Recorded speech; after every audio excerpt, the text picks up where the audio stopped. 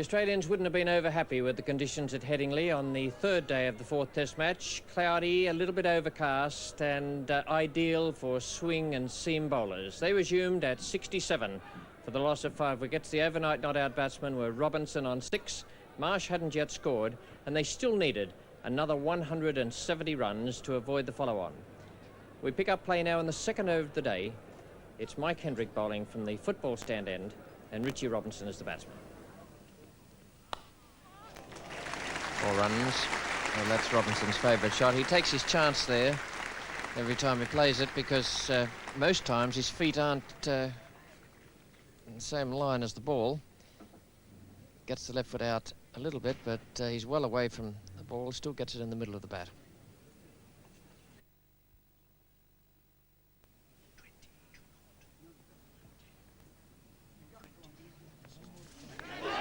That's a good catch. What a marvellous piece of wicket-keeping by Alan Knott. It wasn't a bad stroke from Rodney Marsh, but he's gone again, this time for 2. He glanced it pretty well and just gave Alan Knott enough opportunity to get across. Super piece of wicket-keeping, that. One wicket-keeper to another. Turned it off the middle of the bat. And that would have been 4 runs, but for that glove intercepting it. So a super piece of work there by Alan Knott.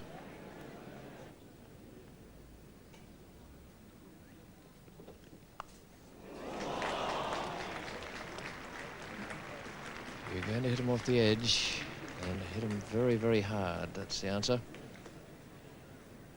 He's a great competitor, this fellow.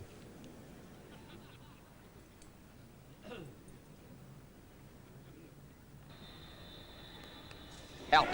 Tony Greig. Second attempt, but he hung on to it. He was moving very fast, and Hendrick looks almost as relieved as does Tony Greig.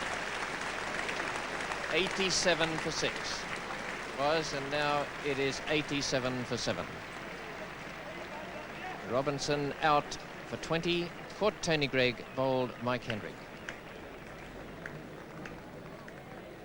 Australians talk about their devil's number being 87. It's a pretty useful catch by Greig. It was going fast and about face height. Max Walker.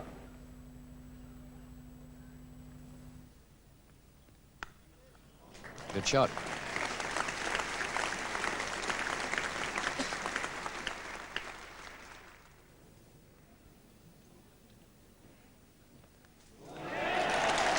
Alan Knott again. Max Walker playing the same shot. He failed to make contact against Mike Hendrick. Has gone for 7. Caught Knott. Bowled Botham, and Botham has his 4th wicket. The big outswinger.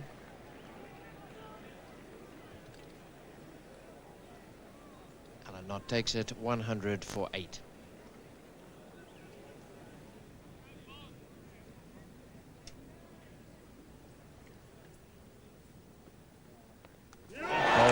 It's a good delivery from Botham. It's his 5th wicket. 5 wickets again. Tremendous performance for a young fellow to come into a test side and in successive test matches take 5 wickets in an innings. He's bowling not all that quickly. He's gentle medium pace, but he's shown good control in both games. And here this morning he's bowled really well. He's 5 for 19 at the moment. And that one just moved enough off the seam to beat Thompson's forward stroke.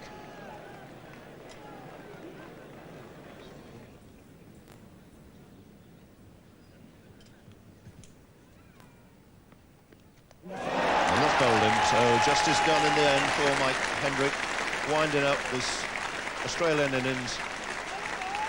Dramatic collapse here at Headingley with Australia now 103 all out.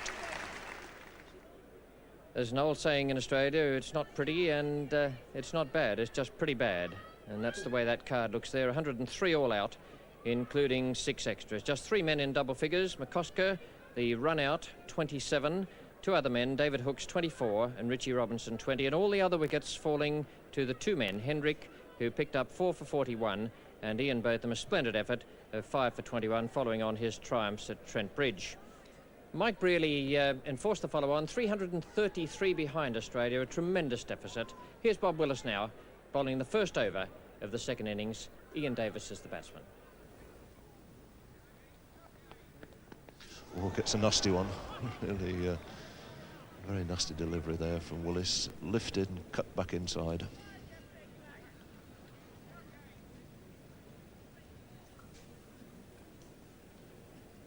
Pitching outside off stump, coming back like a very sharp off break.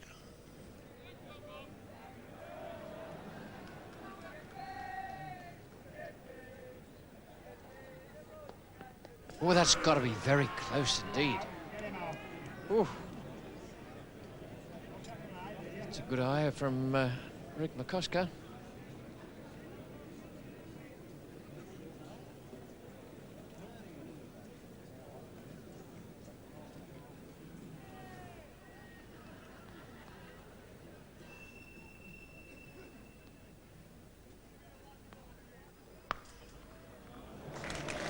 An equally good stroke.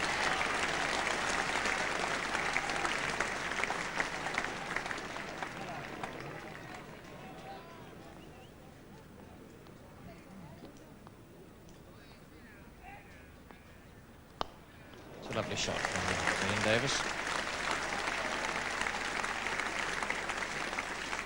He's 16 now, and all 16 have come boundaries.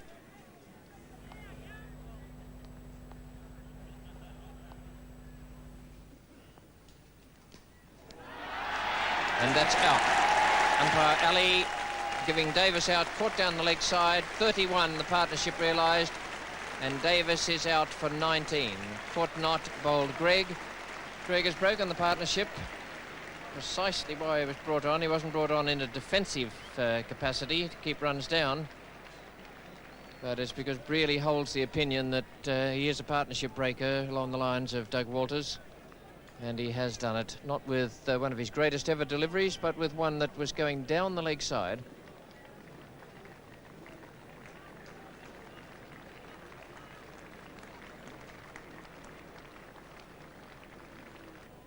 So Alan Knott now has made his 250th dismissal as a wicket-keeper for England.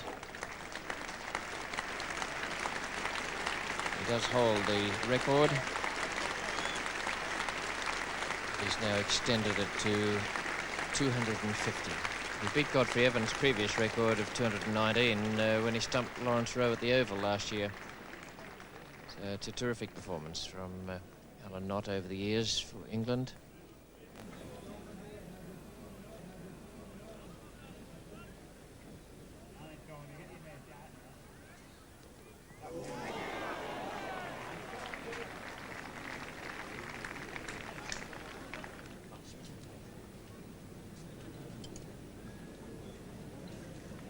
Just a word again from Tony Greig about the ball.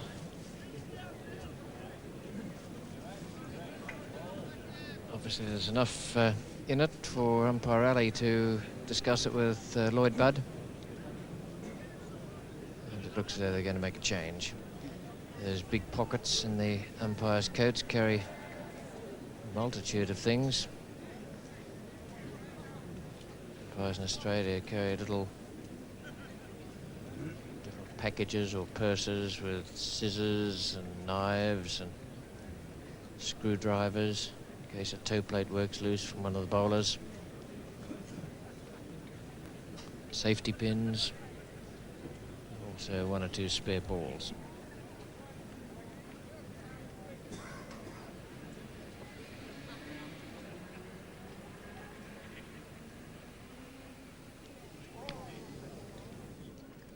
That was very, very interesting. They've got a new ball there, and that ball swung a great deal.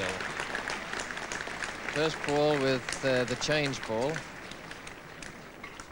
and it really did get offline. No wonder Tony Greig's looking pleased with that.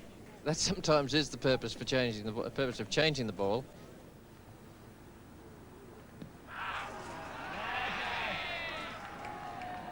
I think that's probably missing leg stump.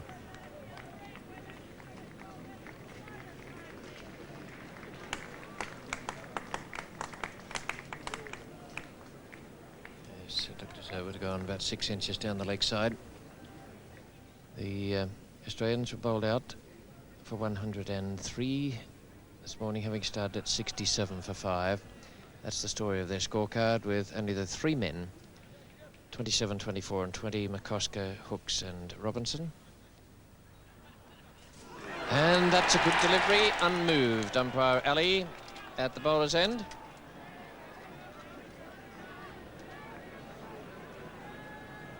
Didn't move a muscle or the index finger. And it came off the left pad, so it was a pretty good decision.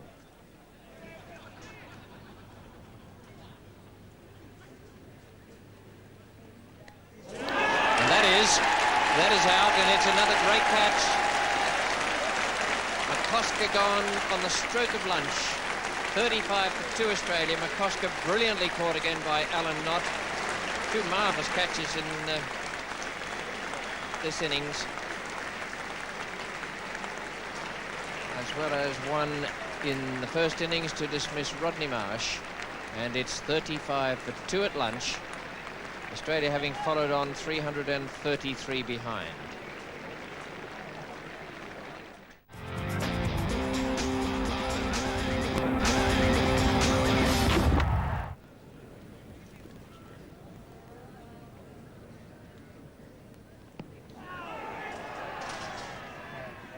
The appeal turned down. David Hooks pushing his right leg a long way down the pitch there.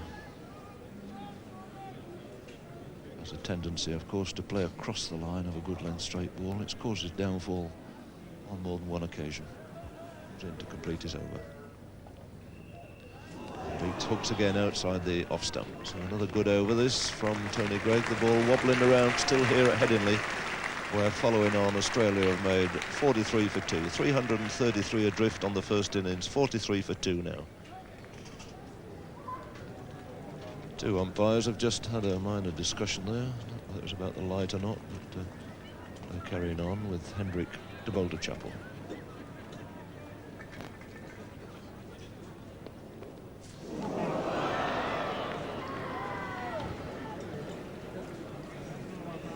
A similar sort of shot that caused his downfall in the first innings.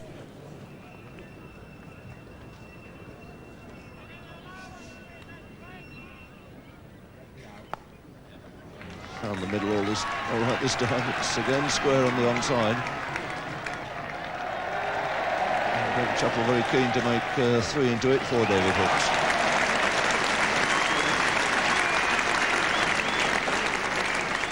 So there's 3 runs, bringing up the 50 for Australia, and making a better fist of it in this innings than they did in the first. 50 for 2.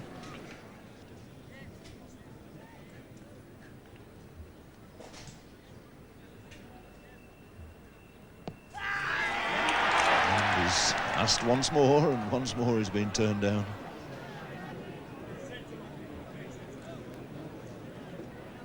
A few words, but I think in the friendliest possible manner there between Greig and Bill Ali.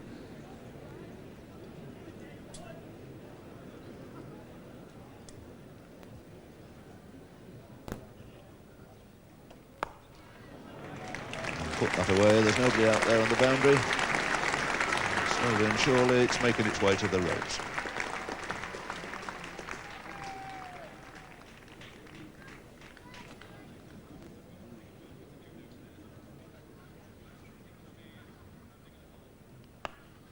And more runs here, off the back foot this time, struck firmly. Randall giving chase, and always a chance that he might just pull it up inside the ropes. He does that, but David Hooks takes 3, and it's been a good over for the young left-hander.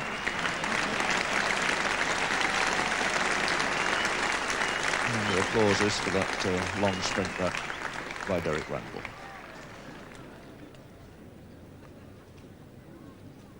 Hendrick coming in to complete his 8th over. And the question asked, and he's given him out this time, and David Hooks falls again in a manner which he's threatened to do ever since he came in. There's been at least half a dozen appeals rejected from the bowling of Tony Greig, but he falls in the end to Hendrick, once again in similar fashion, then across the line of a perfectly straight ball. So it was LBW at that top end to Botham in the first innings off almost the identical shot, and falls again in this second innings. Out for 21, he's the third Australian out. The total is on 63, which means they're still 270 runs behind England.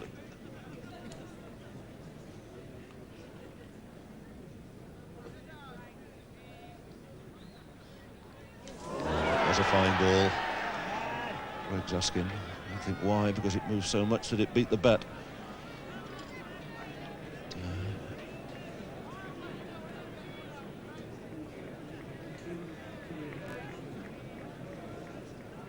Really fine ball. One has almost lost count of the number of times Dougie Walters has fallen to this slip and gully catch. Moved away quite nicely from Walters. Didn't think he'd, that's Greg Chappell, would anticipate any great bouquets for the batting of the team in the first innings on the 2 days. Maybe seeking to address that balance, playing a very, very long innings.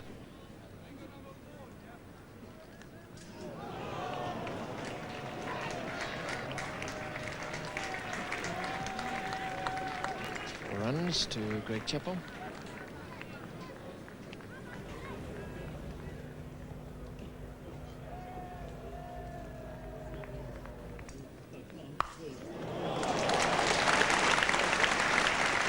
What a great shot. My mind flashed back there to Perth in 1974 when Dougie Walters reached his 100 with a shot like that off Bob Willis.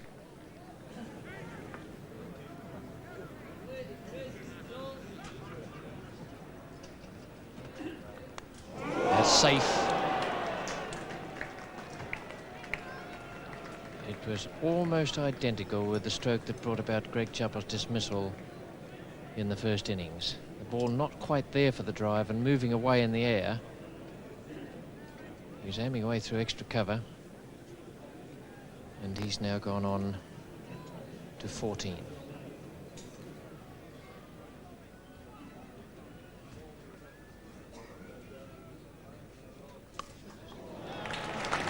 Shot by Greg Chappell, and I think he had a word with Tony Greig at the same time, just to indicate that that's not quite the length to bowl.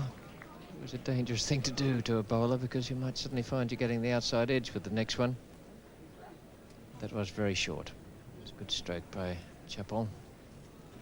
Tony Greig has been taken off at the football stand end. Bob Woolmer is to be the bowler. A swing out there for all the bowlers. Woolmer, who bases his bowling on that particular thing, could be quite useful to Brealey.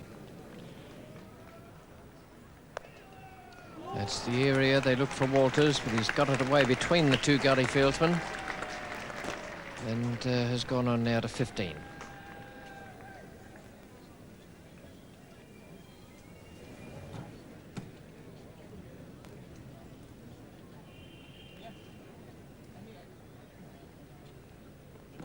Well, that's close.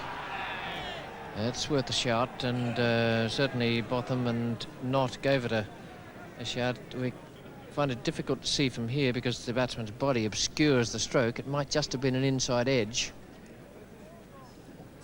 and it might just have been going past leg stump as well. It's been fairly slow progress from the Australians in this innings compared with the way they went about it in the first innings. But I think it's been much more sensible batting with much more likelihood of survival. That's Bob Woolmer to bowl. And that must be close. Yes, up goes the umpire's finger. And Woolmer, what a good bowling change that has been. Dougie Walters, LBW for 15. And Bob Woolmer coming on and taking that very vital wicket in only his second over. Further disaster then for Australia. And no question you can get a very good bird's eye view of that LBW decision.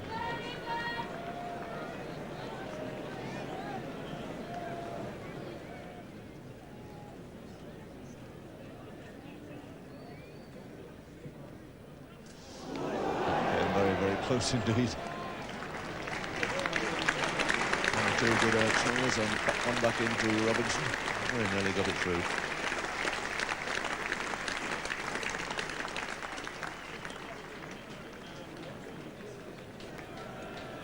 So as soon as the spectators are settled, it's Botham to bowl again to Chappell.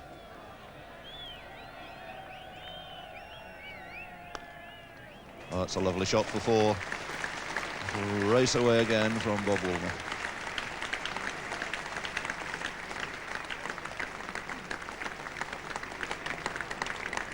So Boundary bringing the 100 up, 101 for four now. Greg Chappell moving on to 24.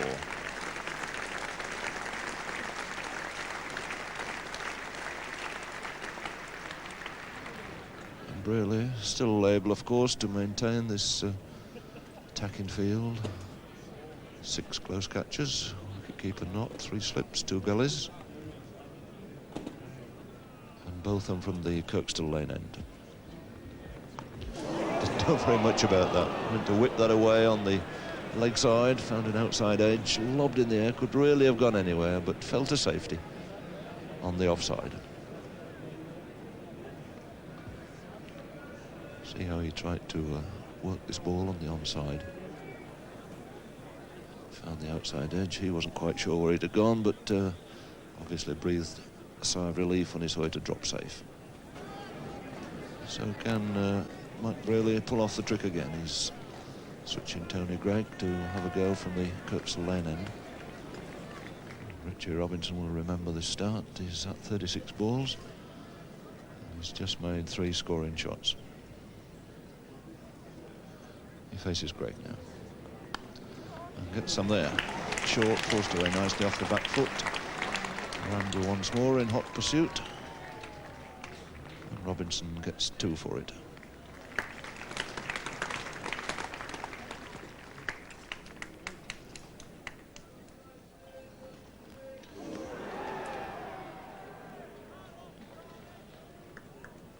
And Greig with his happy knack every now and again of pulling a really good bowl out of the bag. Very, very close to the stumps. That enabled him with a good body action to move it away off the pitch. And so it's going to be most interesting to see whether, in fact, Derek can get any spin out of this pitch. We saw Ray Bright certainly straighten up 1 or 2 quite nicely yesterday. But, not quite sure on a dry wicket whether Derek is as big a spinner of the ball as Ray Bright.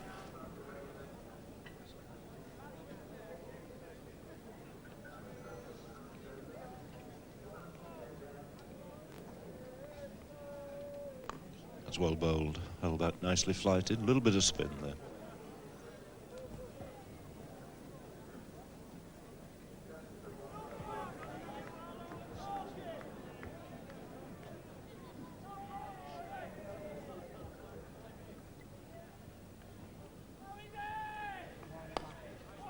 Safely kept out. Chaplet counted them well. It's the end of the Underwood over, and Australia at tea, 114 for 4 with Chappell on 29 and Robinson on 6. After tea, there were just 4 balls bowled, one of them a wide, and then umpire Ali moved across to have a word with Lloyd Budd, and they decided that the light was too bad to continue. They had a word with the Australian batsman, and off they went. Light rain began to fall, and it became heavier. It seemed that there was no chance of any further play, and then suddenly they came back on the field when conditions improved around 6:25. They bowled 11 balls in 9 minutes, and Richie Robinson made just 5 runs, so it didn't materially affect the whole business. It just means that the Australians now have to go through Monday and Tuesday and try and save this game. There's no chance at all of them winning it as far as I'm concerned.